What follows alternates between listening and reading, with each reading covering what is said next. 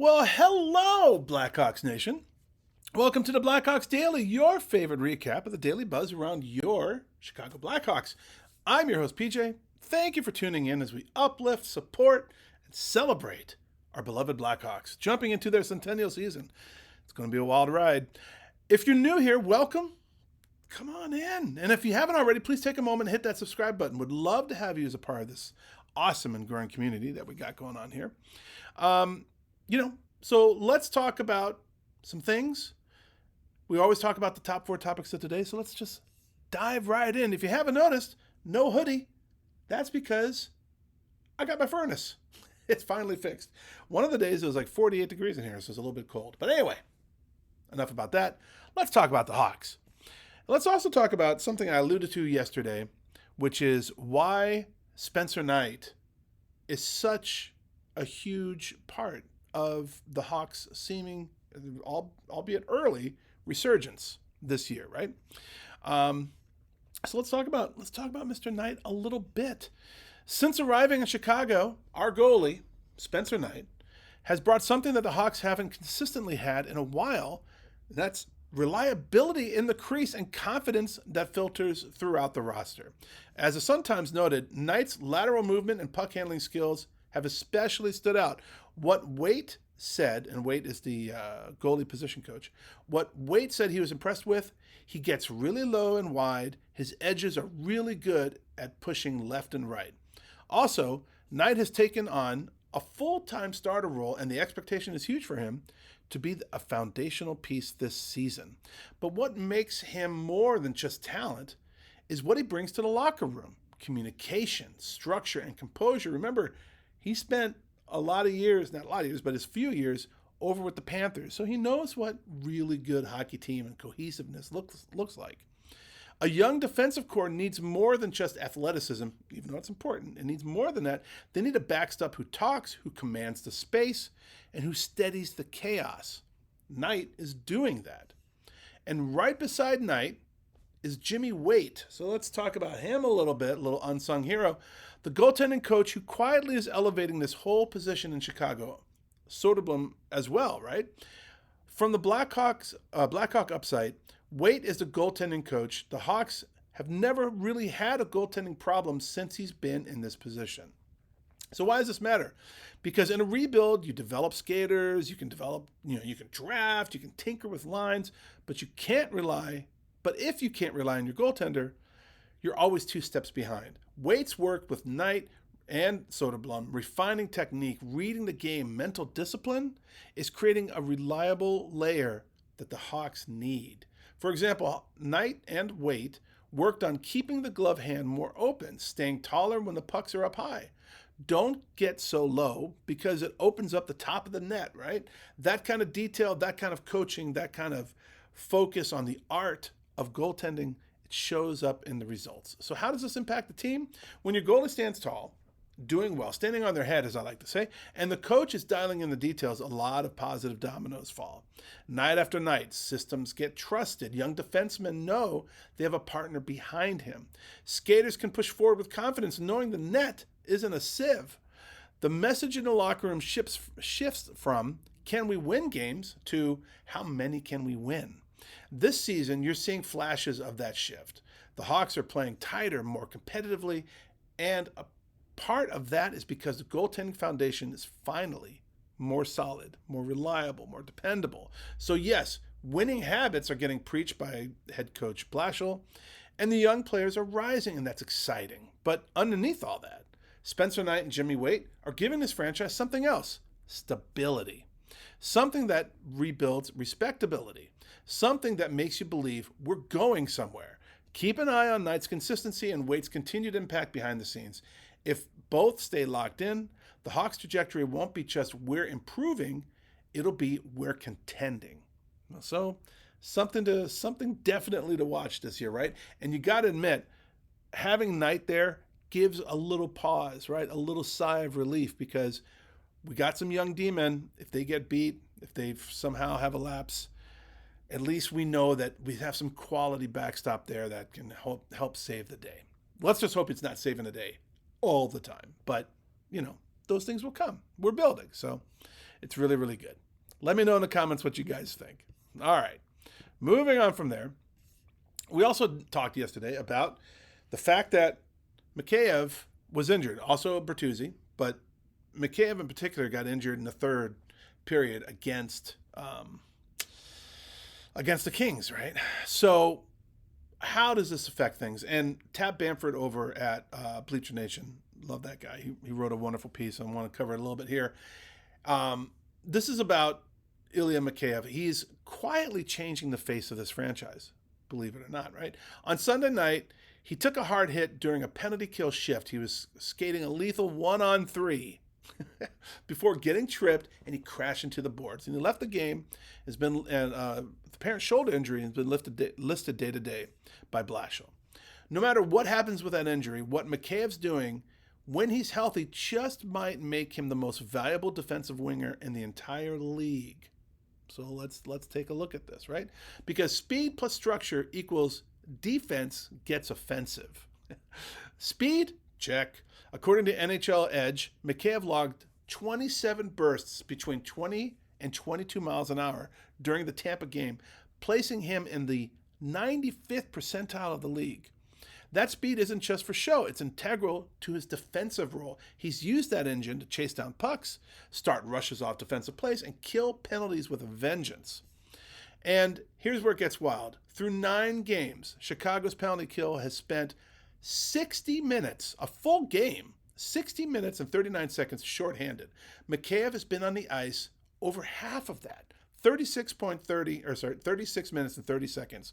Of that, over 60% actually of the team's entire kill time. That's not a winger hanging back. That's a guy the coaching staff trusts more than nearly all the others when down a man. He's logging about 4 minutes and 3 seconds per game shorthanded, which leads all NHL forwards by 30 seconds per game. And he's generated 6 shorthanded individual shot attempts and 3 shorthanded shots on goal, ranking 3rd in the NHL among forwards in that category. He doesn't just defend the lead, he tries to flip it. Love that. And it's not just dealing with the penalty box. Among players with at least 8 games, Mikheyev is tied for 4th best in on-ice even strength goals for percentage at 85.7%. That means when he's out there on 5-on-5, his team is pummeling the opponents, all while he's often matched against top lines and starts shifts in the defensive zone. What this tells us is Mikheyev is the kind of player you build around, not just for his offense, but for the trust that he gives the team to defend, to transition, and to kill plays and even create them. When he was acquired from Vancouver for a 2027 4th rounder plus salary retention, it was called a risk, and now it's looking like a steal. And consider this, he's earned a vote for the Selke Trophy, an award traditionally reserved for centers. For a winger on a rebuilding team to get that recognition says a lot. If Mikheyev remains healthy, let's hope he gets back quickly. Let's hope maybe it's just a little stinger or something. Let's hope he's back in the lineup quickly. Look for the Hawks penalty kill to stay among the league's best. The defense to sustain less structural breakdowns, and the offense to generate even while defending. If he misses time, hopefully not, you'll see how deeply his influence goes. Can someone else, come in, step up, and fill that workload? The depth will be tested. His offensive output, not just an accessory, it's capably nudging this team forward. So yes, there are many high-end defensive forwards in the NHL. But in terms of wingers who can defend, transition, forecheck, kill penalties, and contribute offensively, Ilya Mikheyev might just stand alone right now at the top. And especially just for the Hawks, but also league-wide. When you combine his speed, his defensive usage, his impact on results, all while rebuilding around young players, his value skyrockets. So let's keep an eye on him, appreciate what he's bringing, and hope that this injury turns out to be super minor, because this team might be built better with him than we realize. And let's hope we have the luxury of having him in the lineup all the time. So, best of luck to you, Mr. Mikheyev. I hope you heal very, very quickly, and I hope you feel great. So there you go. All right, moving on from there, we have a game tonight. So let's talk about that. And it's kind of a big one, right? The Blackhawks are hosting the Ottawa Senators. So they're coming down our home ice. Let's shake it off. It's kind of nice having a game this quickly so we can forget what the hell happened with the Kings and we can focus on the Senators. Let's come out. It's a new game. It's a new day. Let's make this game count. All right. It's tonight, October 28th. Obviously, puck drop is at 7:45. The league, I think it's called the Fury, or I'll have to look it up. But there is a push for the NHL. They're doing like game starts every 15 minutes so that all 32 teams are playing tonight. So ours drops at 7:45. Blackhawks are 4-3-2. Ottawa's 4-4-1. So Ottawa's actually slightly favored, but this matchup is tight. We're at home. We got some momentum that we had coming in until until LA, but we got some momentum to kickstart again, right?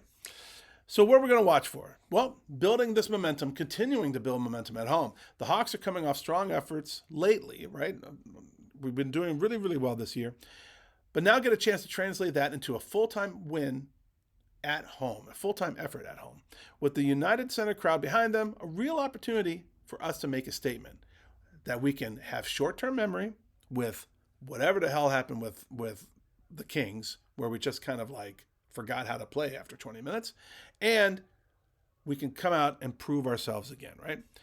We also got a matchup with Ottawa style. The Senators have shown that they can score in bunches. They're fresh off a big 7-1 trouncing of the Capitals. So that's not just about offense for Chicago. They'll need to be smart defensively, avoid giving up big rushes, and keep Ottawa's top guys in check. And we say this all the time, special teams and structure, right? With this being as close a matchup on paper, the Hawks' power play, our penalty kill, defensive structure, obviously is going to play a part in tipping the balance. For Chicago, staying disciplined, winning puck battles, and making the right first pass, all of that matters. And I'm also going to throw in there, we just got to keep our heads in the game. Keep the energy level up. Don't go into lulls. Don't fall into the doldrums. Like, you got 60 minutes, right? Every period counts. Also, the young core stepping up. Chicago's youth is getting real minutes and real responsibilities. We got Bedard, Nazar, Young D, all getting tested this year. This is the kind of game where they get to show that they're more than just potential, that they're actively and consistently producing. So let's look for that tonight. Keys to a Hawk win, it's kind of the same all the time. Got to start strong. Get the first goal. We did against LA. Now you just got to keep that pressure up. Set the pace. Avoid digging yourself into a hole. 5-on-5 composure. We got to stay structured in the neutral zone. If a team gets ahead, don't let them just drown the neutral zone like LA did. We got to fight through that. We got to figure out how to battle that. We got to protect our own end. We got to capitalize when we have transitions. Special teams always count. If we got a man advantage, frickin' make them pay for it. If we go down a man, we got to stay sharp on that penalty kill. We have to control puck possession. If we can hold the puck, make the Senators chase, the fatigue level and the mistakes will help the Hawks at the end of the day. And we got leverage goaltending. We trust our netminder to bail us out. Let's put the pressure on theirs, right? Let's keep that shot count up. Make them work for it. My call, I always say the Hawks are going to win. I actually think they're going to win this one too. It's going to be tight though, right? At 3-2, 4-3, something like that. The Hawks edging ahead in the final minutes. It's kind of been our formula this year. I want to see it again. I just want us to get another W on the paper and get LA out of our minds. If we execute the structure, we stay disciplined and get the secondary scoring, we're going to walk off the ice feeling pretty good. If we let Ottawa's speed and scoring chance volume win battles, well, it could obviously slip away. So the focus has to be we stay sharp from puck drop all 60 minutes. It's not just another game. This is a moment we can have, right? For the Blackhawks to continue the upward trend, to show that the rebuild is clicking and it's for real, to show that we can win tight matchups, we got to do it at home. We got to do it at home. It starts at home. So let's win this, right? We got to make the UC someplace where other teams fear to come in. Lord knows we're loud, right?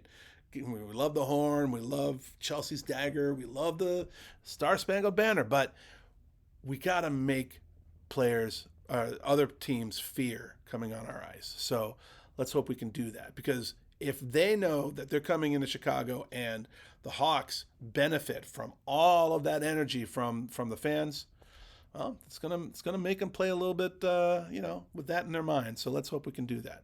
So let's get ready, get loud, support this young group, and witness the next step to Glory Town.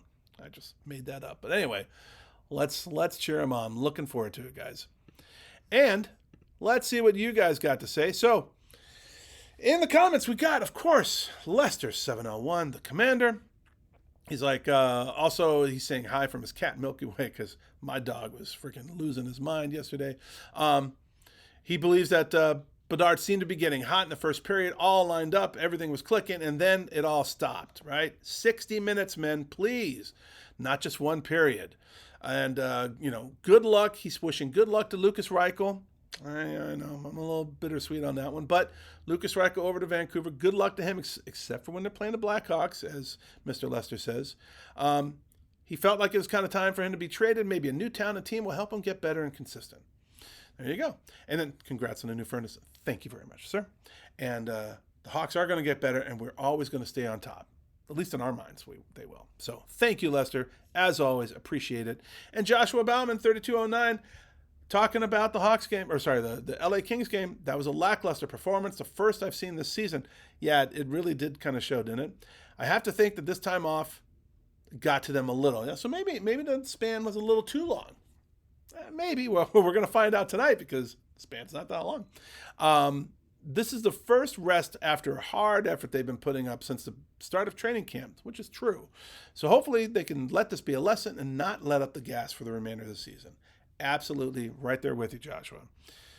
Great comments. Thank you so much for that. So that is a wrap for today, Blackhawks Nation. Watch the game tonight. Let's cheer them on. It's going to be fun. If you're at the UC, scream. Lose your voice. Just lose it. It'll be great. But if you're new here on this channel, at Blackhawks Daily, welcome to the channel.